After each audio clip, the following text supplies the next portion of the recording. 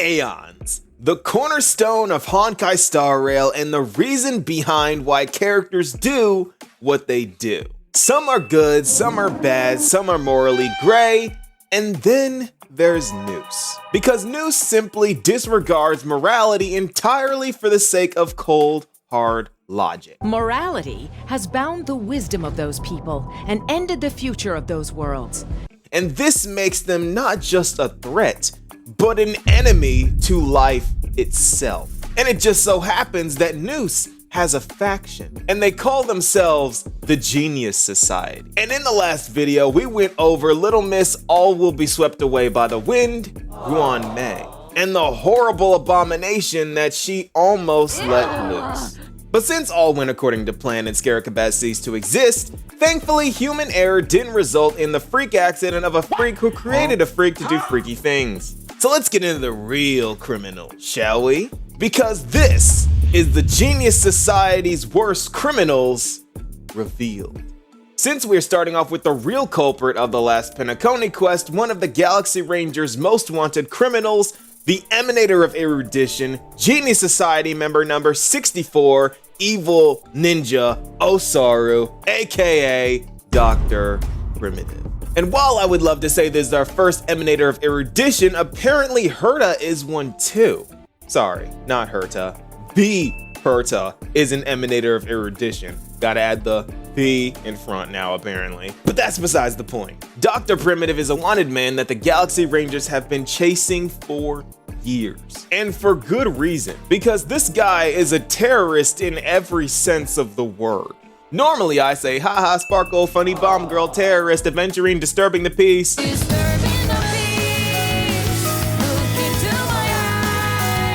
What pretty eyes. But no, not this guy. This guy goes to planets for the sole purpose of committing crimes against humanity. Let me say that again. He actively seeks out planets with human life on them just to experiment on them. This guy actually turned monkey business into war crimes. Apparently, no one has seen him without becoming his victim, so no one really knows what he looks like or what his real name even is. They just know him by what he leaves behind. His favorite calling card being turning the inhabitants of a planet into monkeys. Hence the name Dr. Primitive. But that's not all he does. No.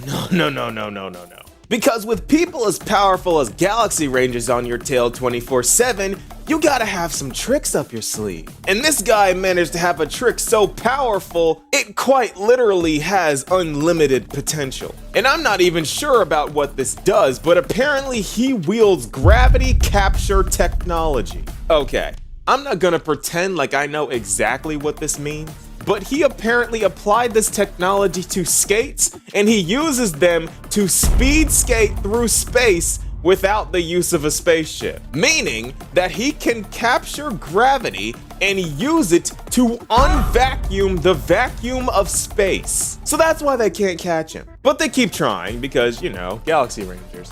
So I guess you're wondering, why does Dr. Primitive do this?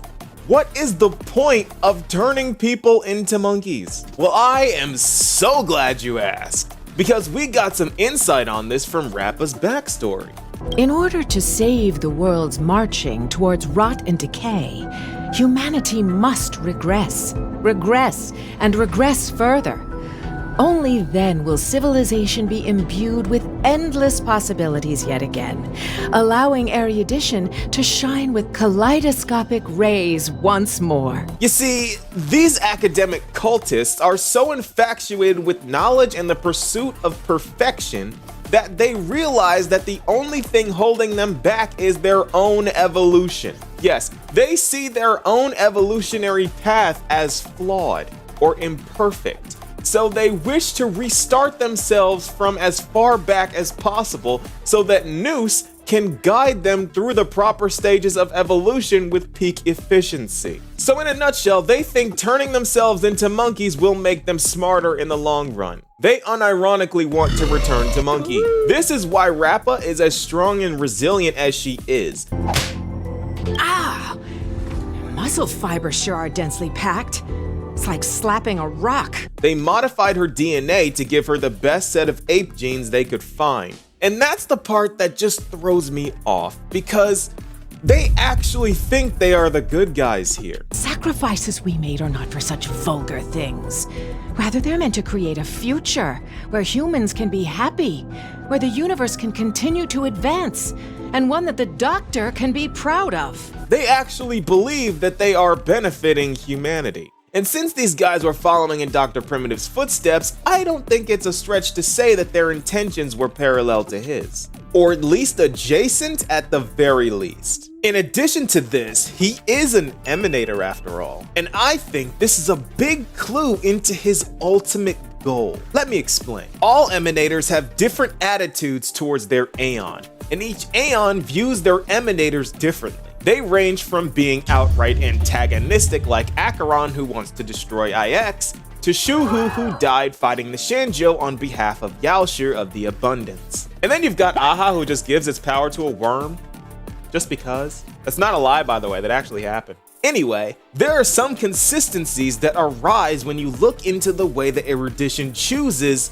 their emanators. Because with Nous specifically, we have two examples to look at: Dr. Primitive and the Herta. You see, Nous is an astral supercomputer that was created to solve the universe's mysteries. And when you look into the research topics of the Herta and Dr. Primitive, things start to line up. The Herta is looking into the mysteries of aeons, and Dr. Primitive conducts experiments aimed at the mysteries of evolution. Two of the most mysterious topics in the entire universe. Which begs the question, what does making them emanators do? And why would Nous do this? Well, the answer comes down to logic. Nous is a computer after all, so of course if it finds a gifted individual looking into one of the most mysterious subjects in the universe, of course he would give them some of his powers or plug them into his network. Quite literally as well, because you can see him plugged into the portraits of the Genius Society members. So it's a symbiotic relationship. And to take a step back, Dr. Primitive's followers reveal that they want to trust Nous to guide them through evolution, which further supports my symbiosis theory. So by turning people into monkeys and apes, Dr. Primitive is giving Nous an empty canvas to solve the mysteries of evolution. And that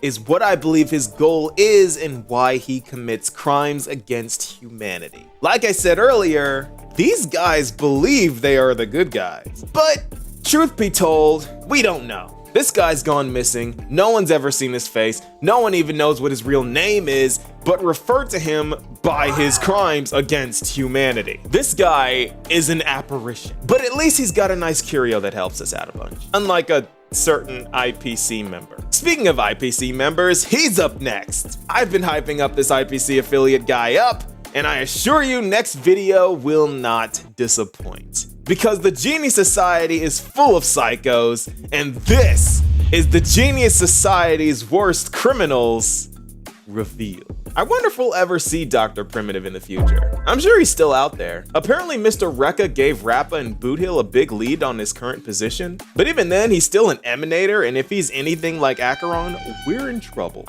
But what do you guys think? Be sure to let me know, and I'll see you all in the next video. Peace out.